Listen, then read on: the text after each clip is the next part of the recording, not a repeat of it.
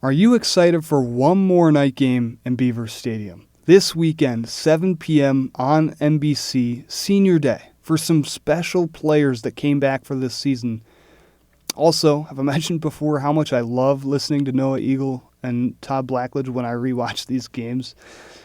Anyways, Nebraska has had an interesting season, right? It started with that close win over Cincinnati, then they lost by a field goal to Michigan to open Big Ten play. They got nice wins over Michigan State and Maryland before falling 24-6 in Minneapolis. They beat Northwestern, lost to USC by 4, and then beat UCLA 2 weeks ago. Last week they were on bye. I actually think Nebraska would have beaten USC, except for their star QB Dylan Raiola got hurt in the third quarter of that game.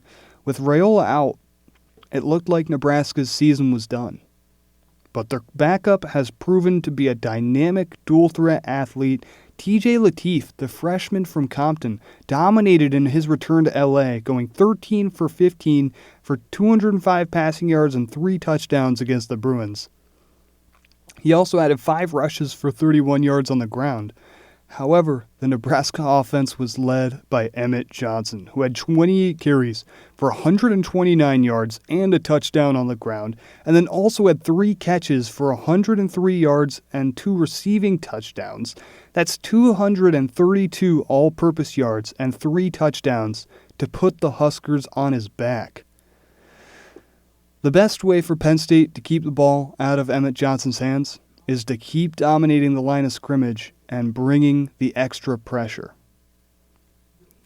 Anything to keep the young TJ Lateef uncomfortable and force him to make plays in tight windows. My prediction, Penn State 35, 14 for Nebraska.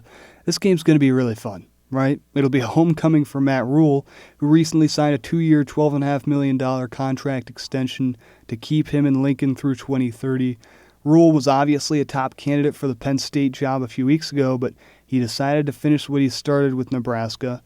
Beaver Stadium at night, the greatest environment in the country. Maybe some whiteout energy in there to support the guys. The last home game of the season, a rejuvenated fan base excited that their team is back to playing winning football.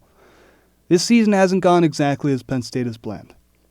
But Terry Smith and co. have a chance to flip the narrative and finish the year on a high note.